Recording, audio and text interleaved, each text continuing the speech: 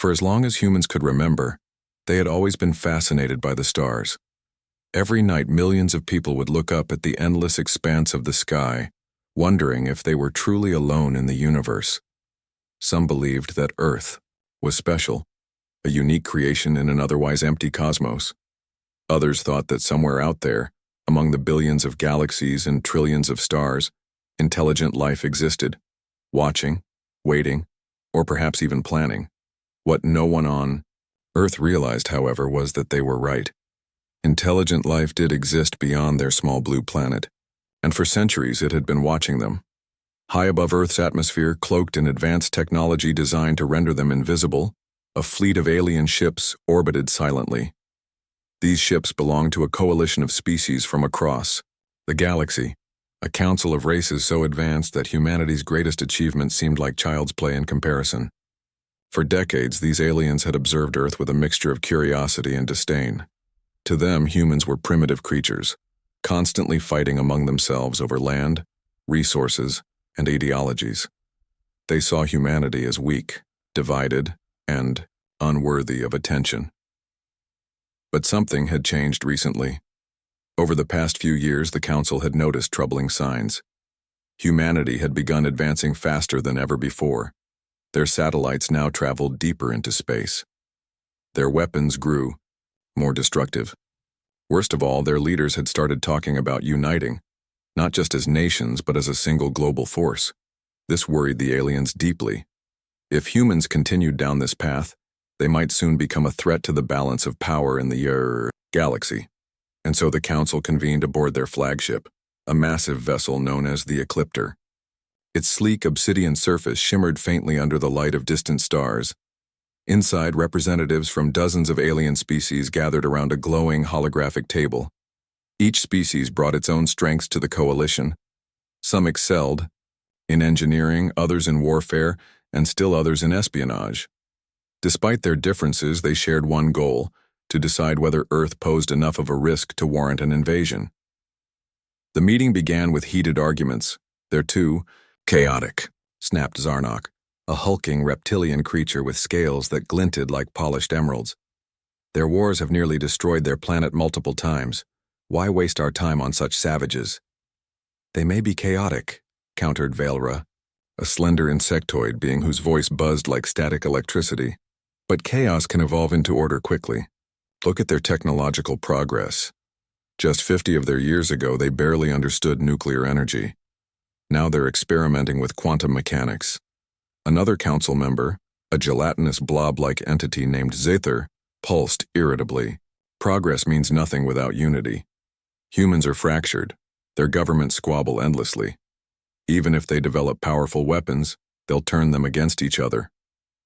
As the debate raged on, none of the council members noticed a subtle shift in the air, or rather in the fabric of space itself. A strange energy began emanating from Earth, rippling outward in waves that disrupted the delicate cloaking fields surrounding their ships. Alarms blared throughout the fleet, startling the assembled delegates. "What's happening?" demanded Zarnok, his tail lashing angrily. Before anyone could answer, the impossible occurred. Across Earth's surface, the skies split open, not with storms or clouds, but with enormous portals glowing with an otherworldly light. Through these rifts emerged hundreds of colossal ships unlike anything the Council had ever seen. Sleek and menacing, these vessels bristled with weapons that hummed ominously, ready to unleash destruction on a planetary scale. None of the ships bore any markings associated with known galactic powers. The Council stared in stunned silence as the ships took formation high above Earth's continents. Their sheer size dwarfed even the Ecliptor, which until now had been considered the largest warship in existence.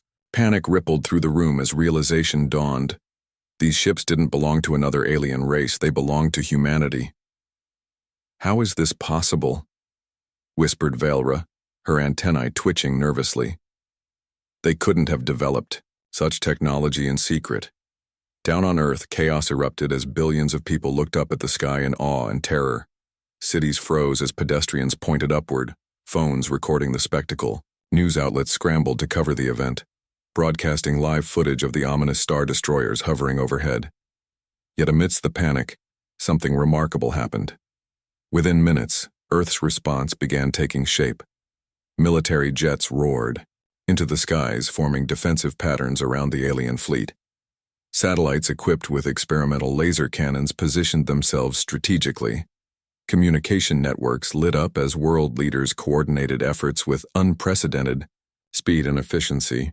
It was as if humanity had been preparing for this moment for years, and perhaps they had. Back aboard the Ecliptor, the Council watched in horror as Earth mobilized. Ships launched from hidden bases beneath oceans and deserts. Ground forces prepared for battle, while civilians rallied behind messages of unity and defiance. Humanity wasn't just reacting, it was counterattacking. This changes everything, murmured Zither, his form quivering with unease. We've made a grave mistake. Zarnak growled low in his throat, slamming a clawed fist onto the holographic table. Mistake? We haven't even engaged them yet. There's still time to what? Interrupted Velra sharply. Destroy them? You saw how quickly they responded.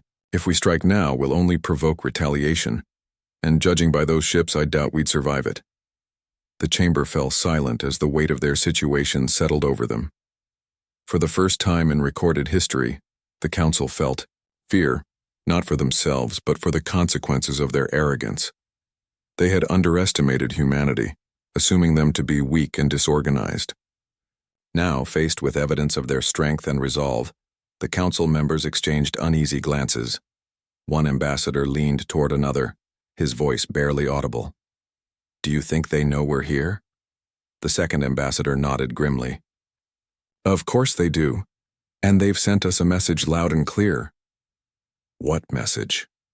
Asked a third, leaning closer. The second ambassador hesitated, then spoke 5 words that would echo through the halls of the Council chambers forever. No, species underestimates a human. The sentence hung unfinished, its meaning clear. Humanity had proven itself capable of defending its home, and the aliens knew it. As the Council deliberated their next move, one thing became certain. Earth was no longer a target. It was a force to be reckoned with. Outside, the Star Destroyers loomed silently, their presence a testament to humanity's ingenuity and determination. Beneath them, billions of humans stood united, ready to fight for their survival. Little did either side know, this encounter would mark the beginning of a new chapter in galactic history, one where humans would earn not only respect, but admiration from the stars themselves. As the alien council aboard the Ecliptor struggled to make sense of what they were witnessing, humanity moved with a speed and precision that seemed almost supernatural. The Star Destroyers hovering above Earth weren't just there by chance.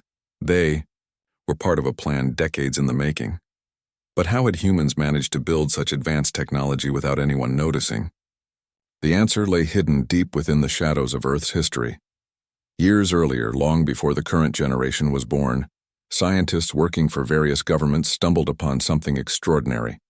A small spacecraft, crashed and damaged beyond repair, was discovered buried beneath the sands of a remote desert. At first, many dismissed it as some elaborate hoax or an experimental prototype gone wrong.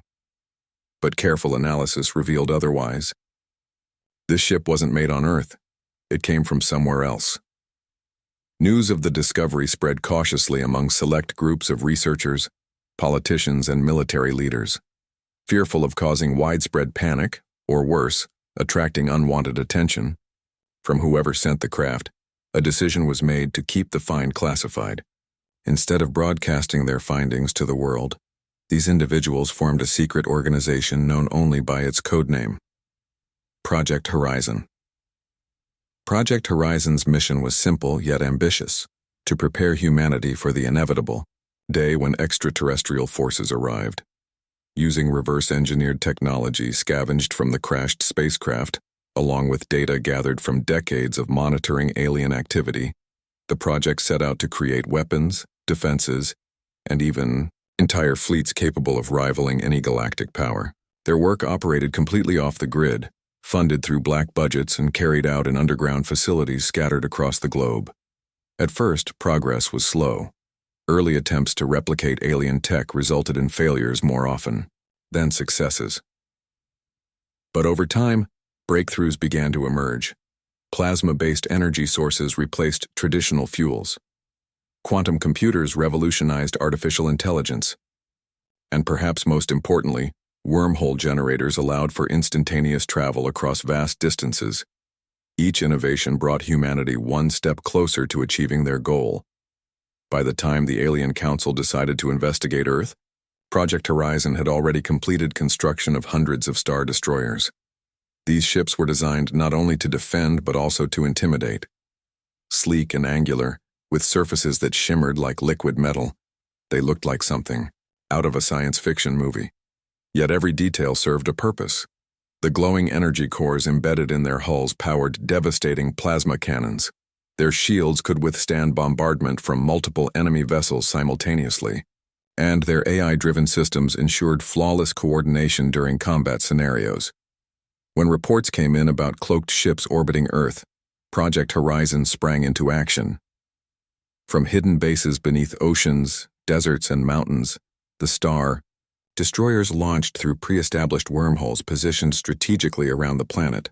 Within minutes, they emerged above Earth's surface, forming a protective barrier between humanity and whatever threat loomed in the skies. Back aboard the Ecliptor, the Alien Council watched in disbelief as Earth's defenses unfolded before them. Never in their wildest imaginations had they anticipated this level of preparation. To them, humans were supposed to be primitive, divided, and easy targets.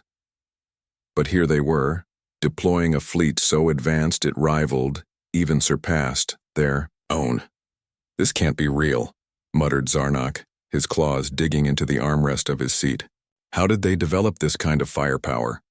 Velra buzzed nervously, her antennae twitching as she analyzed the situation. "It's not just firepower. Look at how quickly they mobilized. Every ship is moving in perfect formation. Their pilots must have trained extensively." Sither pulsed irritably, his translucent form rippling with anxiety. "We've been watching them for centuries and we never saw any signs of this. Where did they hide all these ships? How did they build them without us noticing?" A tense silence fell over the chamber as the implications sank in. Humanity hadn't just built an army. They'd done so while keeping it entirely secret. For years, maybe even decades, they had prepared for an invasion, anticipating exactly what the Council was now attempting. And now, faced with overwhelming force, the aliens realized they had severely underestimated their opponents. Meanwhile, down on Earth, President Elena Vasquez addressed the world from a hastily assembled press conference. Standing tall behind a podium adorned with the flags of dozens of nations, she projected confidence despite the chaos swirling around her. Behind her, holographic displays showed live footage of the Star Destroyers taking position above major cities. Fighter jets streaked across the sky while ground forces prepared for potential landings. Despite the gravity of the moment, Vasquez spoke calmly, her voice steady and resolute. "Citizens of Earth," she began, her words echoing across television screens and social media platforms worldwide. "Today, we face a challenge unlike any other in our history. But let me assure you, we are ready. Humanity has always risen to meet adversity head-on, and today will be no different. Let our enemies know. They have chosen the wrong planet to invade." Her message resonated deeply, uniting billions of people under a shared cause. Social media erupted with hashtags like "Stand with Earth" and "Unite Ordi." Ordinary citizens rallied behind their leaders, volunteering resources, skills, and support wherever needed. Even rival nations put aside their differences, pooling together military assets and intelligence to strengthen Earth's defense. But while the public remained largely unaware of Project Horizon's existence, those involved in the operation knew the truth. Admiral Marcus Kane, commander of the newly unveiled Star Destroyer fleet, stood on the bridge of his flagship, the aptly named Guardian's Wrath. A grizzled veteran of countless battles, Kane had spent years preparing for this very moment. Now, as he surveyed the scene unfolding outside, he felt a mix of pride and apprehension. "They're still out there," Kane said, addressing his crew. Cloaked, but not invisible. We need to send a message, one they won't forget. Kane turned to his communications officer, a young woman named Lieutenant Harper. Open a channel, broadcast wideband. Let's see if they're brave enough to respond. Harper nodded, her fingers flying across the console.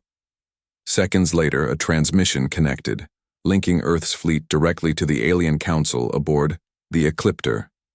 On the main screen, the faces of several alien representatives appeared, their expressions ranging from shock to outright fear. To the representatives of the Galactic Council, Kane began, his voice firm and commanding. You have trespassed upon our sovereign territory. Withdraw immediately or face the consequences. The room aboard the Ecliptor erupted into chaos. Some council members shouted for immediate retreat, while others argued for retaliation. One elder, a towering figure with skin that shimmered like starlight, raised a hand to silence the commotion. Turning to the screen showing Kane's stern face, he replied cautiously, Admiral, we mean no harm. We only wish to negotiate peace. Kane's lips curled into a faint smirk. Negotiations begin after you withdraw your forces. Until then, consider yourself surrounded. With no other options available, the Council reluctantly agreed to comply. Slowly, their ships disengaged from orbit, retreating to a safe distance. Back on Earth, celebrations broke out as news of the victory spread. Fireworks lit up the night sky, and crowds gathered in streets and squares, cheering for humanity's triumph. Yet amidst the jubilation, Kane remained cautious. He knew better than anyone that this was merely the beginning. In the days that followed, Project Horizon revealed itself to the world, not as a shadowy organization, but as Earth's vanguard against extraterrestrial threats. Leaders from every nation pledged support, promising to integrate their militaries with the newly formed Interstellar Defense Initiative, IDI. Together, they vowed to protect not only Earth, but also any allies who sought refuge from hostile forces. For the first time in recorded history, humanity stood united, not because of ideology or religion, but because of a shared desire to survive. And as the Alien Council retreated into the depths of space, one ambassador turned to another, his voice filled with both awe and respect. No species underestimates a human after hearing these 5 words. Though the sentence remained unfinished, its meaning was clear. Humanity had proven itself capable of defending its home, and the galaxy would never look at them the same way again. The Alien Council's retreat marked a turning point, not just for humanity, but for the galaxy as a whole. For centuries, Earth had been nothing more than a footnote in the vast annals of galactic history. A primitive planet teeming with life. Yes, but one that posed no real threat to the advanced civilizations scattered across the stars. Now, however, everything had changed.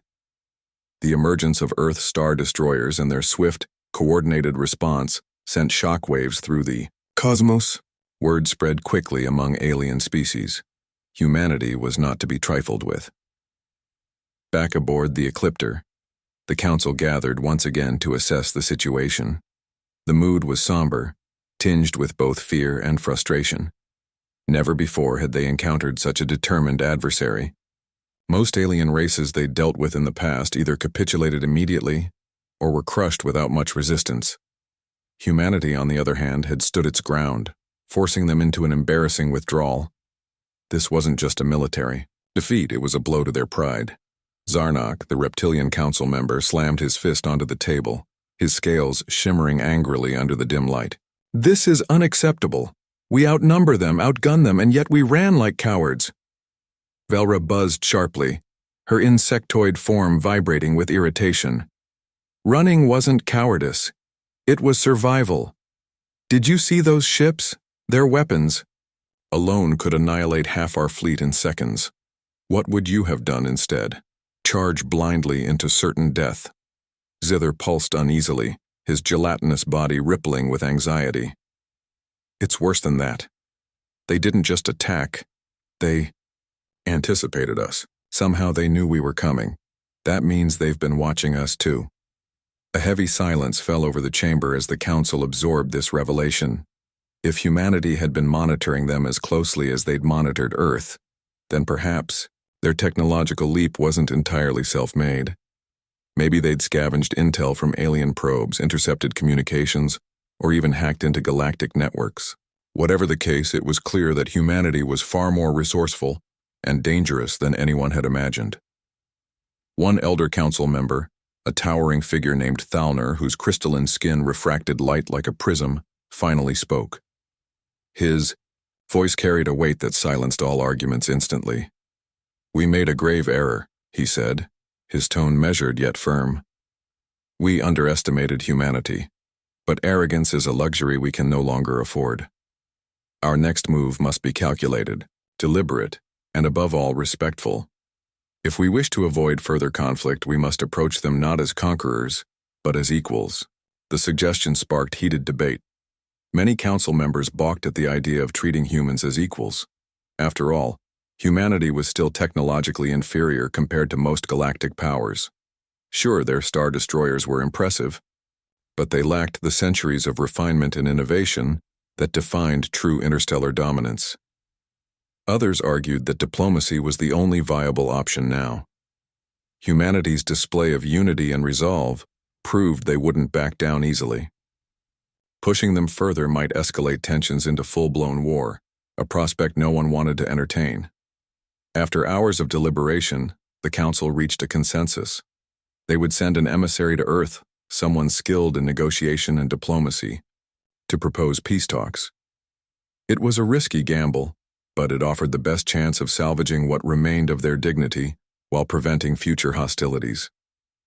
Meanwhile, on Earth, preparations for potential follow-up attacks continued around the clock. Admiral Marcus Kane oversaw operations from the bridge of Guardian's Wrath, ensuring every ship remained battle-ready. Despite the aliens' retreat, he refused to let his guard down. Decades of secrecy had taught him one thing above all: else trust no one. President Elena Vasquez addressed the United Nations via holographic transmission, rallying global leaders behind a unified strategy. "Our victory today does not mean the fight is over," she declared. "We have proven ourselves capable of defending our home, but we cannot grow complacent. The eyes of the galaxy are upon us now. Let us show them that humanity values peace, but will defend itself at all costs." Her words resonated deeply, inspiring nations to collaborate more closely than ever before. Resources were pooled, technologies shared, and military forces integrated under the banner of the newly formed Interstellar Defense Initiative, IDI. Even private corporations contributed, offering cutting-edge innovations developed in secret labs. Humanity was no longer divided, it was united, with a purpose stronger than any political ideology or national boundary. Then came the message. 3 days after the standoff, Earth received a transmission from the alien fleet.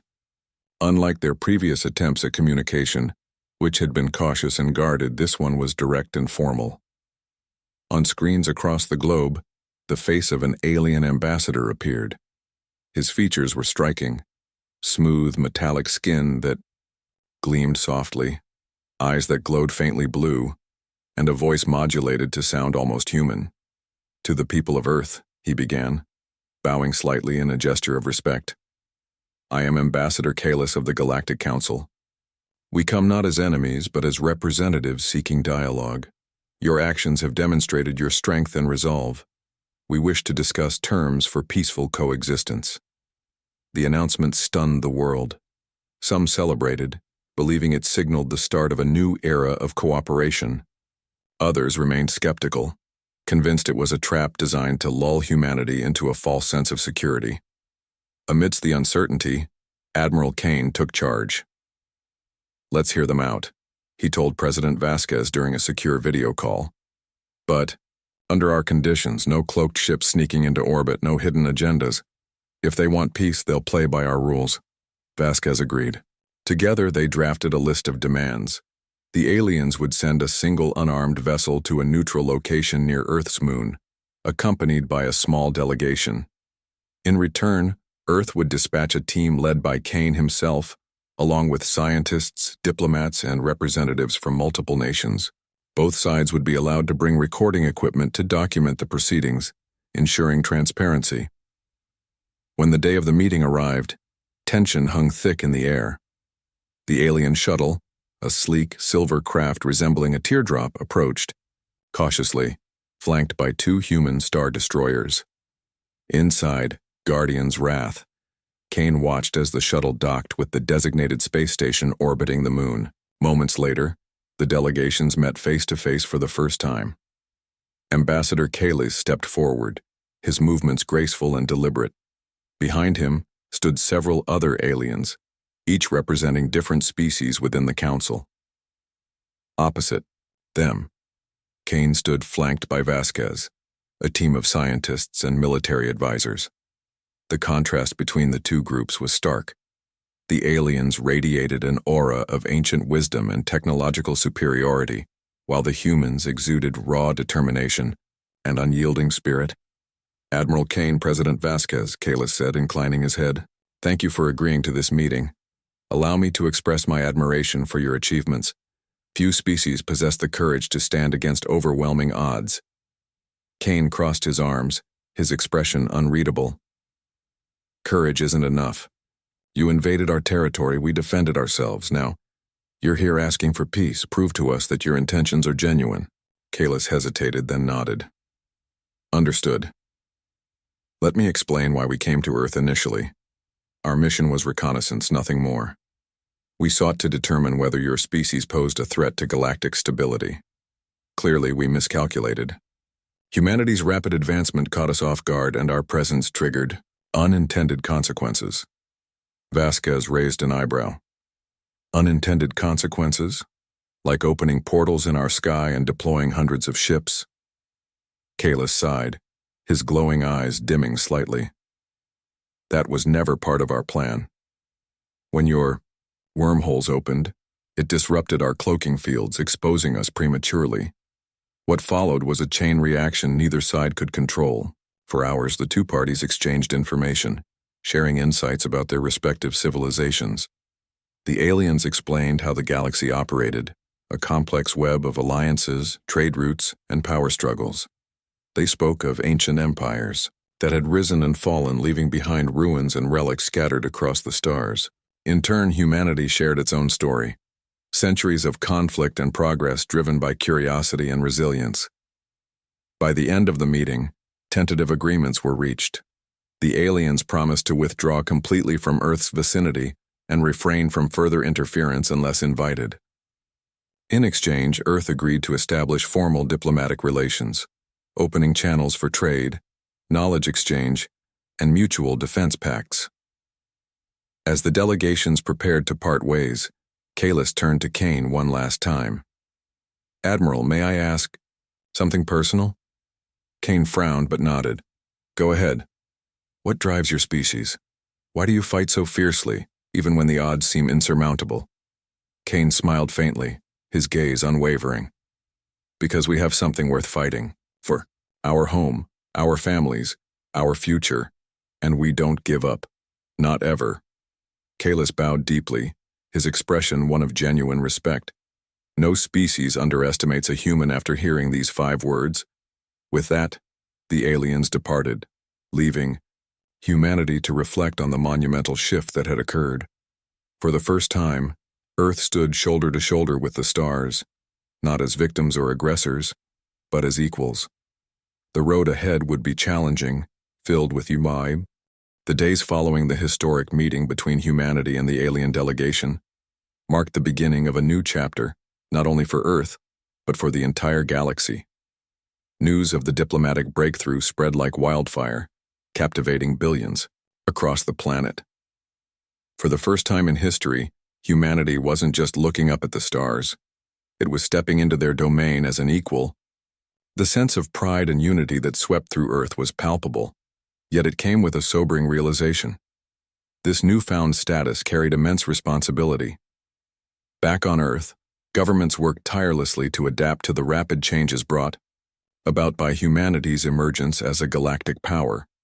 Schools introduced curriculums focused on interstellar diplomacy, teaching children about the importance of cooperation and mutual respect among species. Scientists collaborated with engineers to refine Earth's technology further, ensuring it remained competitive on a cosmic scale. Meanwhile, military leaders continued fortifying defenses, wary of potential threats from less friendly alien factions who might see humanity's rise as a challenge to their dominance. Admiral Marcus Kane found himself at the center of these efforts. Though he had spent most of his career preparing for war, he now embraced his role as a diplomat, a position he never imagined holding. Sitting in meetings with ambassadors from distant worlds, Kane listened intently as they discussed trade agreements, cultural exchanges, and joint exploration missions. At times, he struggled to grasp the intricacies of galactic politics, but his instincts as a soldier served him well. He approached every negotiation with caution, always prioritizing Earth's safety above all else. One evening, after a particularly grueling session, with a group of reptilian traders eager to exchange rare minerals for advanced human tech, Kane sat alone in his quarters aboard Guardian's Wrath. Staring out at the endless expanse of space, he reflected on how much had changed in such a short time. Just weeks ago, humanity had been on the brink of annihilation. Now they were forging alliances with beings whose very existence once seemed impossible. As he sipped a cup of coffee, still clinging to old habits despite being surrounded by futuristic amenities, Kane thought back to Ambassador Kalis's parting words. No species underestimates a human after hearing these 5 words. Those unfinished words lingered in his mind, haunting him almost. What did they mean? Was it admiration, a warning, or perhaps a lesson? Meanwhile, aboard the Ecliptor, the alien council convened once more to evaluate their next steps. The retreat from Earth had been humiliating, but it had also been enlightening. Humanity's swift and decisive response forced them to reconsider everything they thought they knew about weaker civilizations. No longer could they assume that technological superiority guaranteed victory. Strength, they realized, came in many forms, and humanity embodied resilience, adaptability, and unity in ways few others could match. Thalnor, the elder council member with crystalline skin, addressed the assembly. His voice carried authority honed over millennia, commanding silence even from the most vocal members. "We have much to learn from this encounter," Thalnor began, his glowing form casting faint reflections on the chamber walls. "Humanity has shown us that true strength lies not in weapons or numbers but in spirit. They stood together when faced with overwhelming odds. They adapted quickly to unforeseen challenges, and they refused to yield, even when defeat seemed inevitable." Zarnok growled low in his throat, clearly uncomfortable with the praise being directed toward humans. "Are you suggesting we emulate them? That we should abandon our ways and start acting like savages?" Thalnor fixed Zarnok with a piercing gaze. "Not emulate them, no, but understand them. Their success proves that arrogance is our greatest weakness. By dismissing them as insignificant, we blinded ourselves to their potential. If we wish to avoid repeating this mistake, we must change our approach not just toward Earth but toward all lesser developed species." Velra buzzed her agreement, her antennae twitching thoughtfully. "Perhaps this is an opportunity. Humanity has opened doors we didn't know existed. Imagine what we could achieve if we worked alongside them instead of against them." Zither pulsed uncertainly, his gelatinous body rippling with doubt. "And if they turn on us, what then? We've already seen what they're capable of." Thalnor nodded gravely. "That risk exists with any alliance, but consider this. Would you rather face humanity as enemies or allies? Their star destroyers are formidable, yes, but their ingenuity is unmatched. Together we could explore regions of space previously deemed unreachable. We could unlock secrets hidden in the fabric of the universe itself." The council fell silent as Thalnor's words sank in. Slowly, one by one, they began nodding in agreement. For the first time in their long history, they acknowledged that survival depended not on domination, but on collaboration. Humanity had taught them a valuable lesson, one they vowed never to forget. On Earth, life slowly returned to normal. or as close to normal as possible given the circumstances. People went back to work, students resumed classes, and cities buzzed with activity. Yet reminders of humanity's place in the galaxy were everywhere. Holographic billboards displayed images of star destroyers patrolling Earth's orbit. News channels broadcast updates on ongoing negotiations with alien diplomats. Even social media exploded with memes celebrating Earth's newfound status as a galactic powerhouse. But not everyone welcomed the changes. Some feared that opening Earth to extraterrestrial influences would erode human culture, replacing traditions and values with alien customs. Others worried about the ethical implications of sharing advanced technology with species whose motives remained unclear. Protests erupted in major cities, demanding stricter oversight of interstellar activities. While these concerns were valid, they underscored a deeper truth. Humanity was growing up. With growth came challenges, debates, and difficult decisions, but also opportunities to shape the future. President Elena Vasquez addressed the nation during a live broadcast, acknowledging both the triumphs and uncertainties ahead. Standing before a backdrop of Earth's continents illuminated by starlight, she spoke with conviction and hope. Today, we stand united, not just as nations, but as humans, she declared. Our journey into the stars won't be easy. There will be obstacles, disagreements, and moments of doubt. But let us remember why we embarked on this path: to protect our home, to expand our horizons, and to leave a legacy worth remembering. Let us embrace this moment not with fear, but with courage, because courage is what defines us. Her speech resonated deeply, inspiring millions to look beyond their fears and focus on the possibilities ahead. In classrooms, teachers encouraged students to dream big, to imagine themselves as explorers, scientists, or diplomats paving the way for humanity's future among the stars. In laboratories, researchers pushed boundaries, developing new technologies that promised to revolutionize life on Earth and beyond.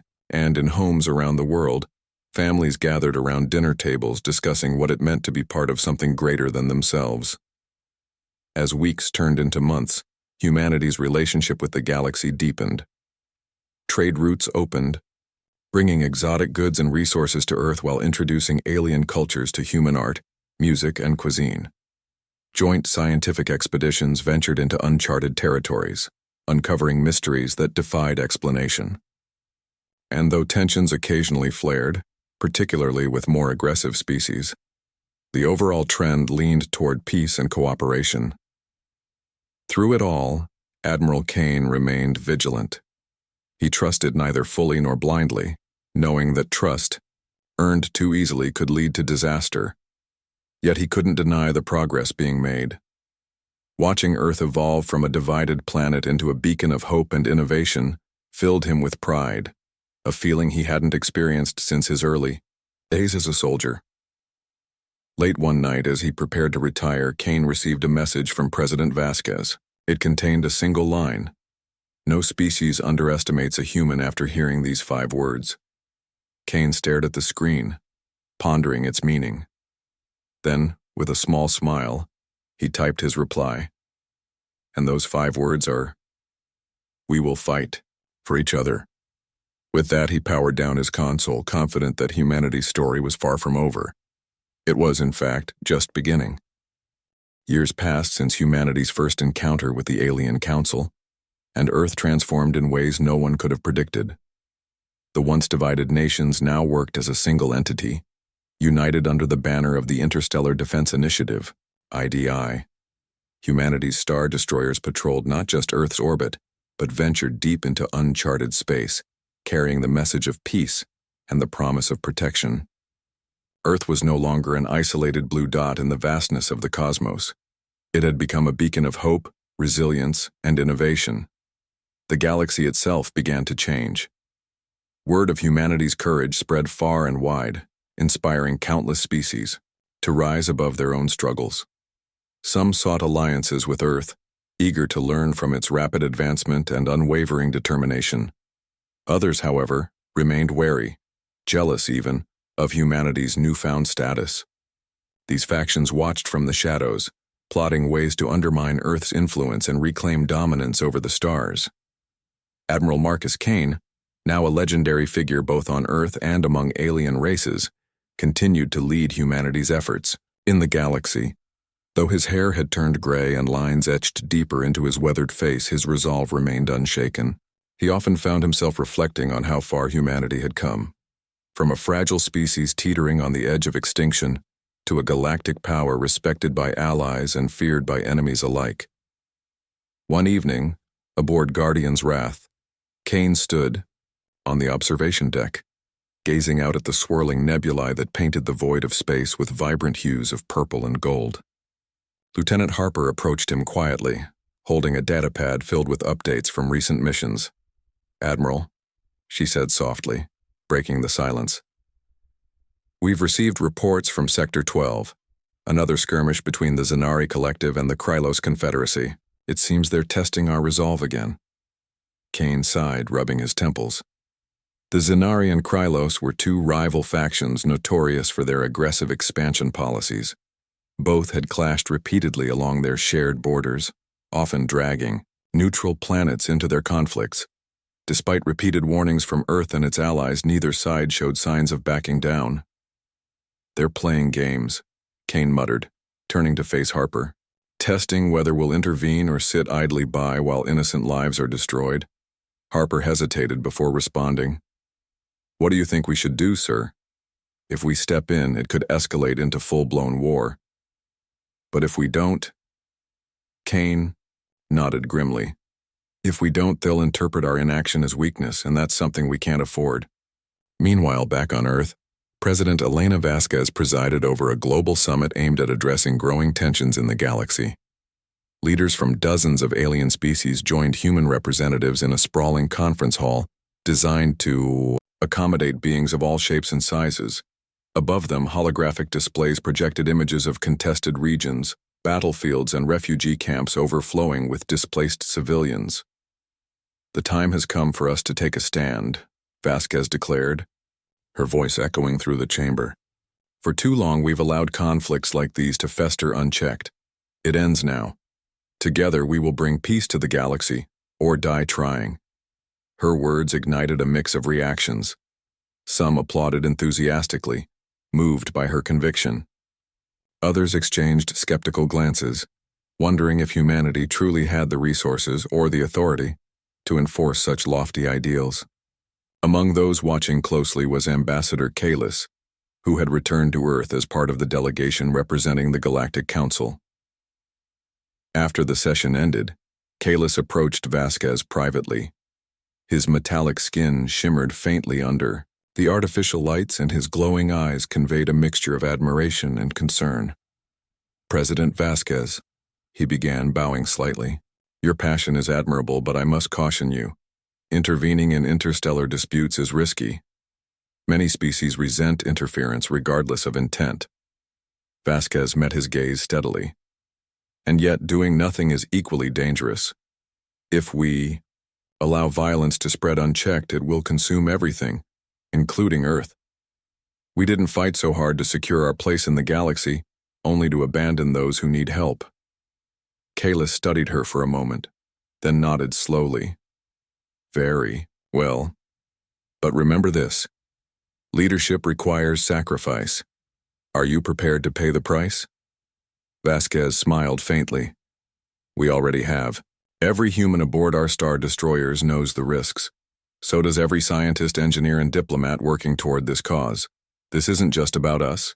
It's about creating a better future for everyone." True to their word, humanity took action. Under Kane's command, Earth's fleet deployed to Sector 12, establishing a neutral zone between the warring factions. Star destroyers formed a protective barrier around vulnerable planets, shielding them from further attacks. Diplomatic envoys worked tirelessly to broker ceasefires, offering aid and resources to rebuild shattered communities. At first, the Zenari and Krylos resisted, accusing Earth of meddling in affairs that didn't concern them. But when faced with the sheer might of humanity's forces and the unity displayed by Earth's allies, they reluctantly agreed to negotiations. For weeks, tense discussions unfolded aboard Guardian's Wrath, mediated by Kane and his team. Slowly but surely, progress was made. By the time a tentative peace agreement was signed, the galaxy breathed a collective sigh of relief. Refugees returned to their homes, businesses reopened, and trade routes reopened. The success of the mission solidified Earth's reputation as a guardian of the stars, a role humanity embraced with humility and pride. As years turned into decades, humanity's legacy grew stronger. New generations were born knowing nothing of Earth's fractured past. Instead, they grew up dreaming of adventures among the stars, inspired by tales of bravery and sacrifice. Schools taught lessons on unity, emphasizing how cooperation had saved the planet. Scientists pushed boundaries, developing technologies that improved life across the galaxy, and explorers ventured farther than ever before, charting unknown territories and forging friendships with alien species. Even the aliens who had once underestimated humanity came to respect them deeply. Stories of Earth's triumphs became legends, told around campfires on distant worlds. Parents warned misbehaving children, "Don't make trouble or the humans might come calling." And diplomats reminded their leaders, "No species underestimates a human," after hearing these 5 words. Those 5 words echoed across the galaxy, carrying weight far beyond their simplicity. We will fight for each other. In his final days, Admiral Kane retired to a quiet cabin overlooking Earth's oceans. From there, he watched the skies, marveling at the sight of star destroyers soaring overhead. Children played in the streets below, their laughter mingling with the hum of spacecraft engines. Humanity had come so far, and yet Kane knew the journey was far from over. On the day of his passing, billions mourned the loss of a hero. Flags flew at half-mast, and speeches praised his contributions to humanity's survival. But perhaps the greatest tribute came from Ambassador Kalis, who delivered a heartfelt eulogy during a ceremony attended by representatives from across the galaxy. Marcus Kane embodied the spirit of humanity, Kalis said, his voice resonating with sincerity. He showed us that strength isn't measured by weapons or numbers, but by courage, compassion, and an unyielding commitment to protect what matters most. Because of him, and because of all humans, we live in a better universe today. The crowd dispersed, leaving behind flowers and tokens of gratitude. The sky above parted once more, not with portals or ships, but with streaks of sunlight breaking through the clouds. Beneath them, Earth thrived, a testament to humanity's ingenuity and determination. And somewhere, amidst the infinite expanse of stars, the echoes of those 5 powerful words continued to inspire generations to come. No species underestimates a human.